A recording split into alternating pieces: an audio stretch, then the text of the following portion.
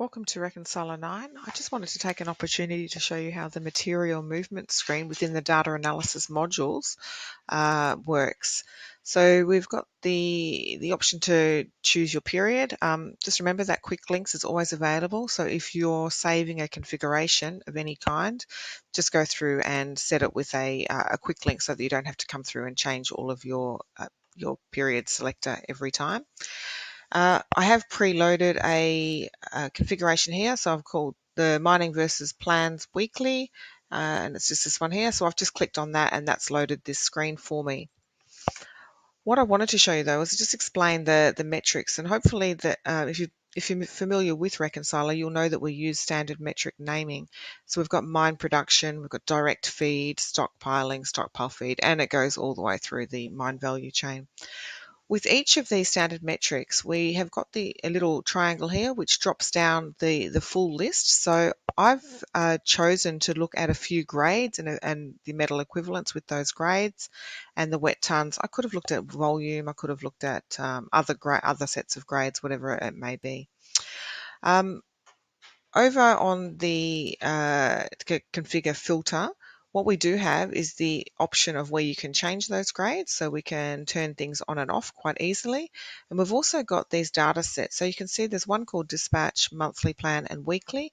That refers to these data sets. So dispatch, monthly plan, and another one called weekly. We'll just close that and I'll show you that it's called weekly. If I open up that dispatch data set itself, I can call this whatever I like. So this is, if I spell it right, this is exactly how you would like it to be called, and it's free text. What you've then got the option of doing is choosing which metric set you would like to see this particular data set on. And so I've said I want to see this, or I want to see my raw haulage on everything other than crusher received. And I've also got the option of setting some filters. So I'm not going to set any filters, but it's as easy as saying, okay, maybe my source material type, and then you'll have your list of material types. So very dynamic filter there, and I could save that. I won't put a filter on this at the moment. I'll just leave it as haulage.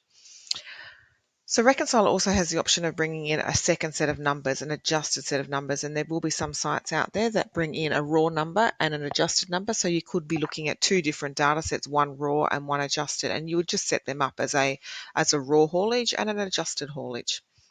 You can move the order of these, so it's you can just turn them on up and down. You can delete things up and down. Just delete things by the little button there. And so I've renamed that dispatch data set to haulage, and I'll press apply and close, and you'll see that the renaming of this particular data set will now be haulage. And we can see it's called haulage there. So whilst we've got this open, another nice thing to see is that if you click on any of these data sets, and I'll select this first one since we're looking at that haulage, what you'll be given is the underlying data that gives you this total number. Okay, so this is always going to be the total number in the box for the period that you've selected, but now what I can see is the individual movements that make up those total numbers. You've also got the option to hide columns. So we've got a couple of columns here that we don't use. So batch name and contractor name. Let's just delete those. And you can see that it's starting to clean up this table in a really nice way.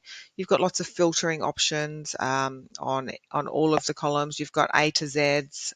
Just by clicking on it, you'll go to A to Z. And you can also export. So you've got the option here to export all to CSV or export the current view. The difference between that is sometimes you'll choose one of these metric sets that has all of the data and is capped at 1,000 rows. Obviously, it doesn't make sense to be looking at more than 1,000 rows on screen. So we'll say, let's just take that out to CSV, Excel, and maybe you want to do some different analysis there. So you can actually set this up for just a today's date. You can say, okay, well, I've got all my source and my destination. I've got my equipment ID. Close this table and you'll be taken back. Now, any of these data sets, you click on them and the table comes up. So once you get a really nice screen and you're happy with it, I would just go up here and press save and either publish it to public or as your personal configuration.